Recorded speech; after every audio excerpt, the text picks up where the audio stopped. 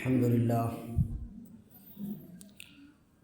لله نحمده ونستعينه ونستغفره ونؤمن به ونتوكل عليه ونعوذ بالله من شرور أنفسنا ومن سيئات أعمالنا من يهده الله فلا مضل له ومن يضلل فلا هادي له ونشهد أن لا إله إلا الله ونشهد أن سيدنا ومولانا محمدا عبده ورسوله أما بعد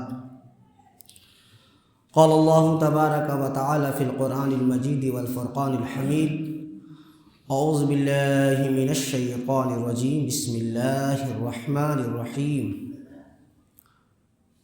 فاذكروني أذكركم واشکروا لی ولا تکفرون صدق اللہ العظیم۔ آئیے سب سے پہلے ہم اور آپ اس آقائے نامدار مدنی تاجدار دونوں عالم کے مالک و مختار کے بارگاہ بکس پناہ میں ہدیہ درود کا نذرانہ عقیدت پیش کریں۔ اللہم صلی علی سیدنا محمد النبی الامی وعلی آلہ واہل بیتہ واصحابہ وبارک وسلم علیہ وعلیہ مجمعین۔ اللہ رب العزت کا بے حد شکر و احسان ہے کہ اس نے ہمیں اور آپ کو اپنے ذکر کی توفیق بخشی۔ قرآن کریم کے جس آیہ کریمہ کی تلاوت کرنے کا شرف حاصل کیا، اس میں اللہ رب العزت ارشاد فرما رہا ہے فَاذْكُرُونِي أَذْكُرْكُمْ، کہ تم مجھے یاد کرو، تم میرا ذکر کرو، تم مجھے یاد کرو، اذکرکم، میں تمہیں یاد کروں گا، میں تمہارا چرچا کروں گا، واشکروا لی ولا تکفرون، اور تم شکر ادا کرو میری نعمتوں کا، اور ولا تکفرون، اور انکار مت کرو، ناشکری مت کرو۔ یہ ہے ترجمہ، مگر بہت جامع آیت ہے یہ۔ ذکر کی جب ہم بات کرتے ہیں تو تین چیز کے ذریعے اللہ کا ذکر کیا جاتا ہے۔ وہ تین چیز معلوم ہے آپ کو کسے کہتے ہیں؟ تین چیز کے ذریعے ہم اللہ کا ذکر کرتے ہیں، اللہ کو یاد کرتے ہیں۔ ذکر کا مطلب یہ ہے اللہ کو یاد کرنا، اس کو اپنی فکر میں لانا، اس کا خیال کرنا، اس کو ریئلائز کرنا، یہ ہے ذکر۔ کیا کیسے جاتا ہے؟ تین چیز کے ذریعے ہم اللہ کو یاد کرتے ہیں۔ ایک ہے زبانی ذکر، زبان کے ذریعے ہم اللہ کو یاد کرتے ہیں، تسبیح کے ذریعے ہم اللہ کو یاد کرتے ہیں، دعا کے ذریعے ہم اللہ کو یاد کرتے ہیں، نماز کے ذریعے ہم اللہ کو یاد کرتے ہیں، استغفار کے ذریعے ہم اللہ کو یاد کرتے ہیں، توبہ کے ذریعے اللہ کو یاد کرتے ہیں۔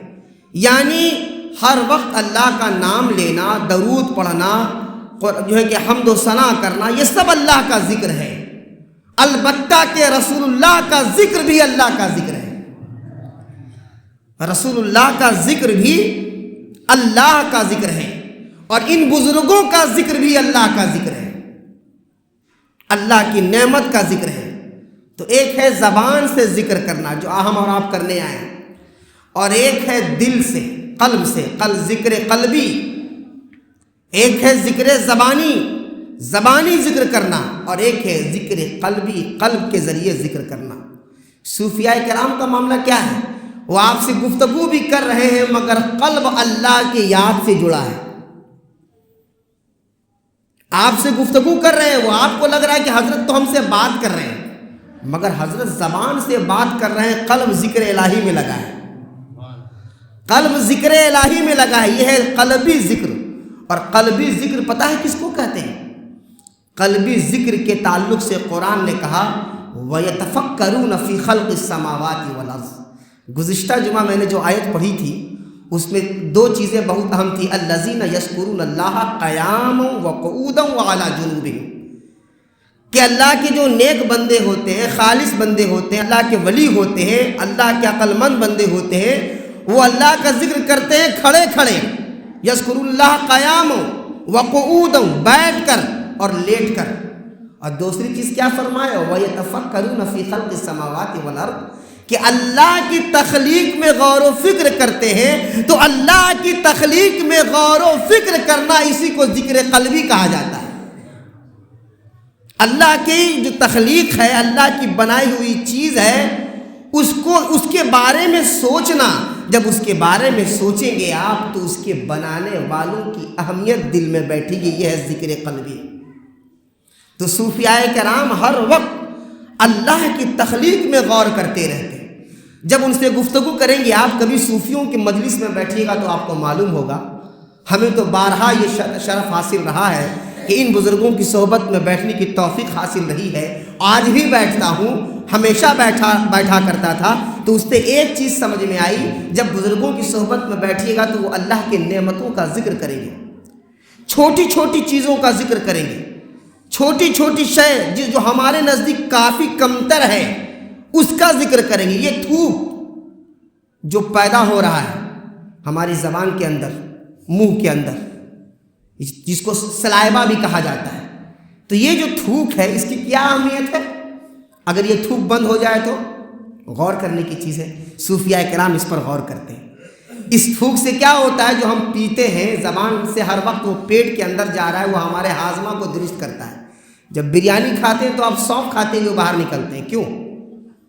کبھی غور کیا ہے؟ سونف بعض جگہ دیکھیں گے آپ پان کا اسٹول لگا رہتا ہے تاکہ منہ کے اندر سلائبہ پیدا ہو، تاکہ آپ کی بریانی ڈائجسٹ ہو سکے۔ یہ ہے اس کی پیچھے کی حکمت، کہ جب آپ کوئی کسی چیز کو چباتے ہیں تو تھوک پیدا ہوتا ہے، اور اس تھوک کے ذریعے سے آپ کا ہاضمہ درست ہوتا ہے۔ اللہ کی نعمت پر غور کیجیے، اگر یہ اللہ یہ تھوک زبان پہ پیدا نہ کرتا تو کیا ہوتا؟ ایک ایک شے پر غور کرنے کی ضرورت ہے۔ صوفیاء کرام نے اللہ کی تخلیق پر غور کیا تو ہر وقت ذکر قلبی میں لگ گئے۔ ظاہری اعضاء کچھ ہیں، بیٹھے کہیں اور ہیں، چاہے وہ بازار میں چل رہے ہوں، چاہے وہ گھر میں قیام کر رہے ہوں، چاہے وہ سفر کی حالت میں ہوں، ہر وقت اللہ کی یاد سے ان کا دل غافل نہیں ہے۔ یہ بھی ذکر ہے، غور کرتے رہنا، اللہ کی تخلیق کے بارے میں سوچنا۔ آپ بغیر تسبیح ہلائے ہوئے نیکی کر سکتے ہیں، کتنا آسان ہے نا؟ ذکر قلبی کتنا آسان ہے۔ ذکر زبانی کے لیے آپ یا تو مصلی اٹھائیے گا، یا تو مسجد آئیے گا، یا پھر باوضو ہو کر کے گھر میں بیٹھ کے تسبیح اٹھائیے گا، ہے نا، یا دعا کیجئے گا، یہ ہے زبانی ذکر۔ تو آپ کو بورنگ بھی ہوگی، مگر یہ زبانی ذکر کی طرف ہمیں لے کر کے جائے گا یہ ذکر قلبی۔ جب آپ اللہ کے مخلوقات کو دیکھیں گے، قسم قسم کے جانوروں کو آپ دیکھیں، آپ غور کریں، ایک محلے میں ہزاروں کے تعداد میں لوگ رہتے ہیں، آپ کے حاجی نگر کی سرزمین پر لاکھوں کے تعداد میں لوگ ہیں، مگر غور کریں پورے دنیا میں اللہ نے لوگوں کو پیدا کیا اور ہر لوگوں کا چہرہ ایک دوسرے سے جدا ہے۔ یہاں مسجد میں کتنے لوگ بیٹھے ہیں؟ سب، ہر شخص، بھائی سب کے پاس آنکھ ہے، سب کے پاس ناک ہے، سب کے پاس زبان ہے، سب کے پاس جو ہے کہ وہ چہرہ ہے، سب کے پاس ہاتھ ہے، سب کے پاس پیر ہے۔ بندر کو آپ نے دیکھا ہے، ہر بندر سیم نظر آتا ہے، یہ بھی تو اللہ کی تخلیق ہے۔ ہر بندر کو سیم بنا دیا، بندر کو دیکھیے گا ایک دم، کوا کو دیکھا ہے آپ نے، سیم نظر آتا ہے، پر انسان سیم کیوں نہیں؟ اگر کوا اور بندر کی طرح انسان سیم ہو جائے تو پھر رشتہ داری سمجھ میں نہیں آئے گی کہ کون میرا بھائی ہے، کون میرا بیٹا ہے، کون میرا شوہر ہے، کون میرا باپ ہے، کون میرا چچا ہے، کون میرا نانا ہے، کون میرا دادا ہے۔ سب کی شکل تو ایک ہے، کوے کو اس کی ضرورت نہیں، بندروں کو اس کی ضرورت نہیں، سب کا چہرہ ایک ہے، مگر انسان آنکھ ایک ہونے کے باوجود شیپ الگ ہے، ناک ایک طرح ہونے کے باوجود شیپ الگ ہے، چہرہ ایک جیسا ہے مگر شیپ الگ ہے، اور اس شیپ کے مختلف جو ہے کہ وہ الگ ہونے کی وجہ سے انسان جدا نظر آتا ہے، ڈائیورسٹی اس انسان کے اندر پائی جاتی ہے۔ یہ اللہ کی کتنی بڑی تخلیق ہے، غور کرنے کی ضرورت ہے۔ یہاں کتنے لوگ بیٹھے، ہر شخص ایک دوسرے کے چہرے کو دیکھے، یہاں تک کہ ایک ماں باپ کا بچہ بھی کچھ چیزیں ملیں گی مگر پھر بھی فرق پتہ چلے گا کہ یہ فلاں ہے، یہ فلاں ہے، یہ ابو بکر ہے، یہ فلاں ہے، یہ عمر ہے، یہ عثمان ہے، یہ کچھ اور ہے۔ یہ نام سے آپ پہچانے جائیں گے، آپ کا چہرہ پہچانا جائے گا، کیونکہ چہرے کے اندر ڈائیورسٹی ہے۔ یہ اللہ کی تخلیق ہے۔ صوفیاء کرام ہر چیز پر غور کرتے ہیں، ہر چیز پر اور غور کرنے کے لیے تو بڑی بڑی چیزیں بھی ہیں، مگر ہم اپنے نیئرسٹ جو چیزیں ہیں اس پر غور کریں۔ سائنٹسٹ کے پاس جو اتنی عقل آئی، اس عقل کو کس نے دیا؟ اس کے پاس اتنا ذہن کیسے آیا؟ اس رب نے دیا۔ آپ دیکھیں، ایک انسان نے فلائٹ بنا دیا، ہوائی جہاز بنا دیا۔ یہ کس کی؟ یہ تخلیق کی جو صلاحیت ہے اللہ نے اس کے اندر عطا کی۔ اس کی عقل کو اللہ نے ویسا ڈیولپ کیا کہ وہ فلائٹ اور ہوائی جہاز اور شپ جیسے چیزوں کو اس نے تیار کیا۔ یہ اللہ نے عقل دیا ہے، اللہ نے یہ سمجھ دی ہے۔ تو یہ اللہ کی طرف اگر اس کی عقل پر بھی غور کر لیا جائے، کوئی انسان کسی کو عاقل بنا پا سکتا ہے اس کے اندر وہ پاور کہ وہ کوئی انسان کسی کو عقل دے دے؟ نہیں دے سکتا۔ اس کا کریٹر اللہ ہے۔ تو فرمایا گیا کہ یہ جو ذکر قلبی ہے، ذکر قلبی کے ذریعے بھی اللہ کا تقرب حاصل ہوتا ہے۔ ذکر زبانی ہے، ذکر قلبی ہے، اور تیسری چیز ہے اعضائے بدن کے ذریعے ذکر، اعضائے بدن کے ذریعے اللہ کا ذکر کرنا، یہ تیسری چیز ہے۔ اب اللہ جسم کے ذریعے اللہ کا ذکر کیسے ہوتا ہے؟ جسم کے ذریعے اللہ کا ذکر کا مطلب یہ ہے کہ آپ ان چیزوں سے رک جائیں جس سے اللہ نے آپ کو روکا ہے۔ اپنے ہاتھ کا غلط استعمال نہ کریں، اپنے پیر کا غلط استعمال نہ کریں، اپنے زبان کا غلط استعمال نہ کریں۔ غلط چیز چھوئیں گے، غلط چیز اٹھائیں گے، اور غلط چیز کی طرف آپ ہاتھ سے مدد کریں گے۔ یہ فرمایا گیا قرآن کے وَاشْكُرُوا لِي وَلَا تَكْفُرُونَ۔ وَلَا تَكْفُرُونَ کی تشریح ہے کہ تم نافرمانی مت کرو، حد سے آگے مت بڑھو، چونکہ یہ چیز منع ہے کہ آپ کو اپنے ہاتھ کا صحیح استعمال کرنا ہے۔ یہ ہے شکر ادا کرنا۔ وَاشْكُرُوا لِي وَلَا تَكْفُرُونَ کہ شکر ادا کرو۔ شکر ادا کرنے کا مطلب یہ ہے کہ آپ اپنے ہاتھ کا صحیح استعمال کریں، آپ اپنے زبان کا صحیح استعمال کریں، آپ اپنے پیر کا صحیح استعمال کریں، اپنے اعضاء کا صحیح استعمال کرنا اعضائے ذکر ہے، اعضائے بدن کا ذکر ہے۔ تو ہم کہاں کرتے؟ تینوں چیز میں ہم کھولے ہیں، تینوں چیز سے ہم دور ہیں۔ نہ ذکر قلبی ہے، نہ ذکر زبانی ہے، نہ اعضائے جو ہے کہ وہ اعضائے بدن کے ذریعے ذکر ہے، کچھ نہیں۔ جبکہ اللہ نے کہا فَاذْكُرُونِي أَذْكُرْكُمْ، تم میرا ذکر کرو ہم تمہارا ذکر کریں گے۔ صوفیاء کرام نے اس تین چیزوں کی طرف عمل کیا، ان تینوں چیزوں کو اپنی زندگی میں لائے۔ ذکر قلبی بھی ہے، ذکر زبانی بھی ہے، اور اعضائے بدن سے ذکر بھی ہے۔ تو اس کا انعام کیا ملا کہ جب انسان اللہ کا ذکر کرتا ہے تو اللہ کہتا ہے اذکرکم، میں تمہیں یاد کروں گا، میں تمہارا ذکر کروں گا، میں تمہارا چرچا کروں گا۔ اب چرچا وہ کس طور پر کرتا ہے؟ وہ چرچا اس طور پر کرتا ہے کہ جب اللہ تعالیٰ کسی بندے کو دیکھتا ہے کہ وہ مجھ سے محبت کر رہا ہے، وہ میرا ذکر کر رہا ہے، تو اللہ تعالیٰ فرشتوں میں حضرت جبریل کو بلاتا ہے، فرشتوں میں جبریل کو بلاتا ہے، اور جبریل کو بلانے کے بعد کہتا ہے جبریل انی احب فلانا، کہ میں فلاں بندے سے محبت کرتا ہوں، اس بندے سے محبت کرتا ہوں جو صبح و شام مجھے یاد کرتا رہتا ہے۔ یذکرون اللہ قیاما وقعودا وعلی جنوبہم، وہ صبح و شام بیٹھے ہو، کھڑے ہو، لیٹے ہو، بازار میں چل رہا ہو، کسی کام میں مشغول ہو، وہ ہر وقت مجھے یاد کرتا ہے، اے جبریل اسی لیے انی احب فلانا، کہ میں فلاں سے محبت کرتا ہوں۔ یہ حدیث شریف ہے کہ اللہ تعالیٰ کس طرح ذکر کرتا ہے۔ جب ہم اللہ کو یاد کرتے ہیں تو اللہ کے یاد کرنے کا انداز کیسا ہوتا ہے؟ اللہ جو جس اب اگر بندے کو یاد کر لے تو اس کا تو معاملہ ہی الگ ہے۔ ہم انسانوں میں جب ہم انسانوں کے درمیان جب اللہ کا ذکر کرتے ہیں تو اللہ تعالیٰ فرشتوں کے درمیان ہمارا ذکر فرماتا ہے۔ اور سب سے پہلے اس کا طریقہ کیا بتایا؟ حدیث کے اندر آیا اللہ جبریل امین کو بلاتا ہے اور جبریل سے کہتا ہے انی احب فلانا، کہ میں فلاں سے محبت کرتا ہوں۔ جبریل کہتے ہیں تو یا اللہ پھر مجھ سے کیا حکم ہے، میرے لیے کیا حکم ہے، ہمیں کیا کرنا ہے؟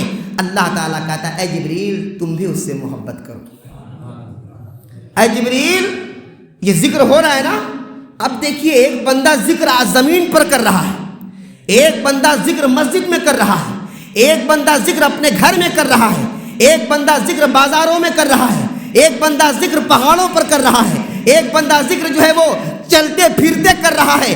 سفر میں کر رہا ہے، اللہ تعالیٰ اس کا ذکر فرشتوں سے کرا رہا ہے اور فرشتوں کے سامنے اس کا نام لے رہا ہے، انی احب فلانا، نام لے کر کے کہ میں فلاں سے محبت کرتا ہوں، اے جبریل تم بھی اس سے محبت کرو۔ تو جبریل نے کہا اے اللہ تو نے محبت کی، ہم سے محبت کرنے کو کہا، اب آگے کیا حکم ہے؟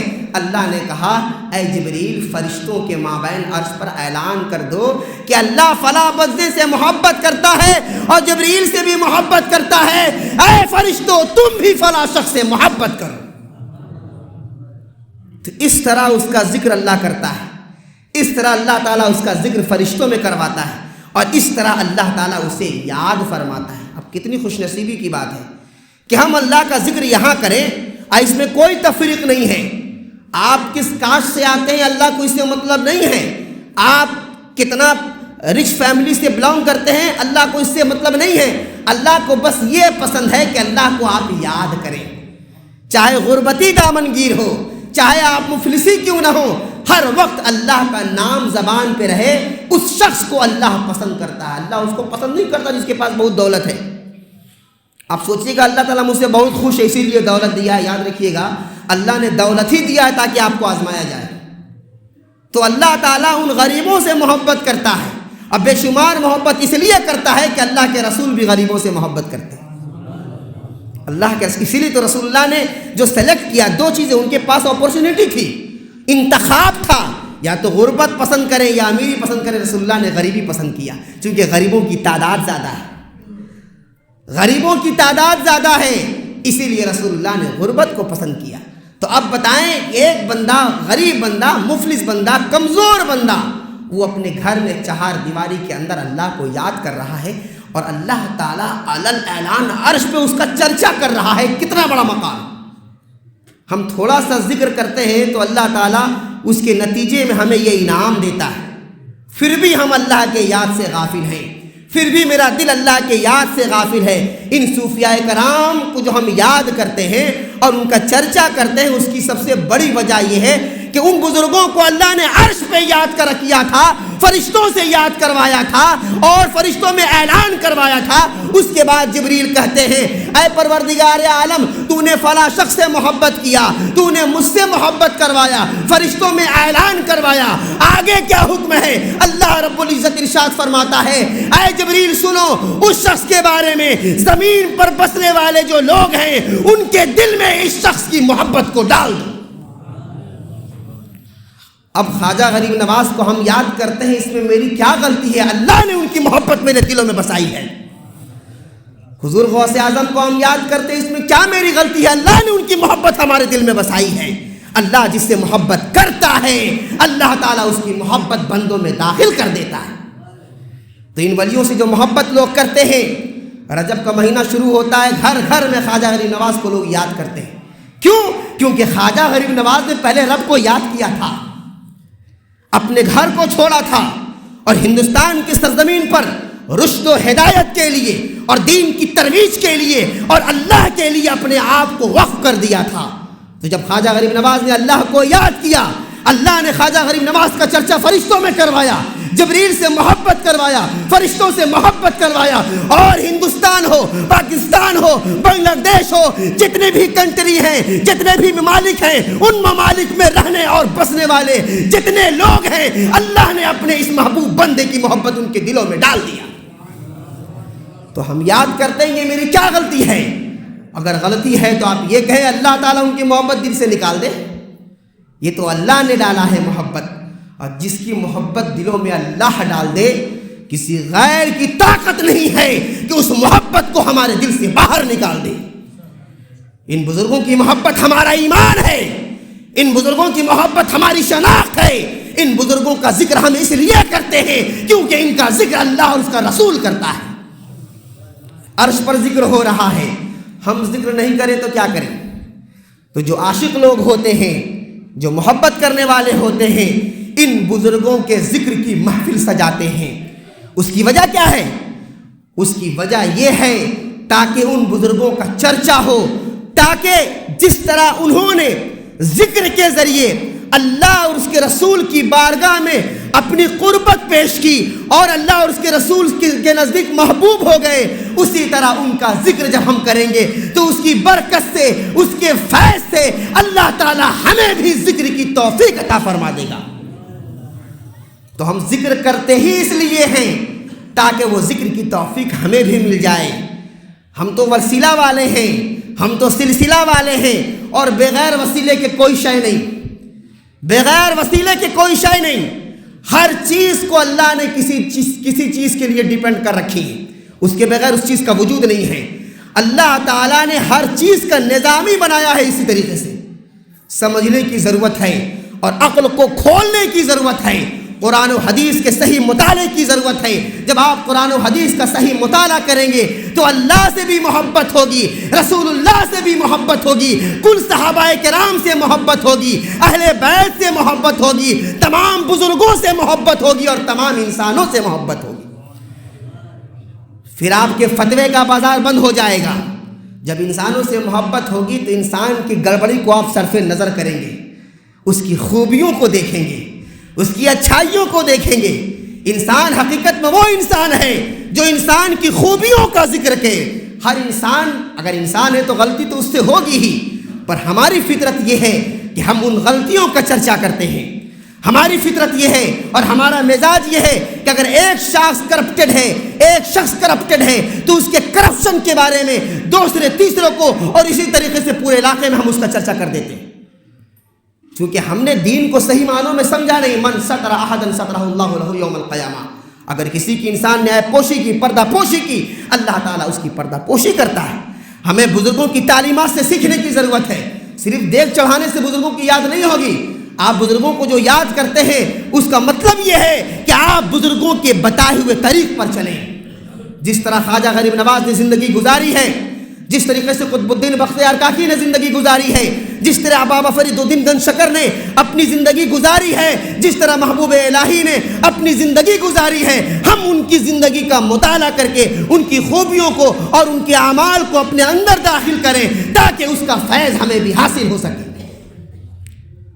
دین پر عمل ضروری ہے، مگر دین کے پر عمل ہونے کے ساتھ ساتھ اور ذکر و اذکار کے ساتھ ساتھ ہمیں ضرورت ہے کہ تزکیہ قلب کے لیے اور دل کو پاک و صاف کرنے کے لیے، تاکہ اللہ کا ذکر دل میں بیٹھے، اس کے لیے کسی بزرگ کے مجلس میں بیٹھا کریں، صوفیوں کے مجلس میں بیٹھیں، علماء کی مجلس میں بیٹھیں۔ ابھی تو علماء کے مجلس سے لوگوں کو مطلب نہیں ہے، وہ اپنی مجلس بنائے رکھتے ہیں، وہ جہاں رہیں گے ان کی مجلس قائم ہو جاتی ہے۔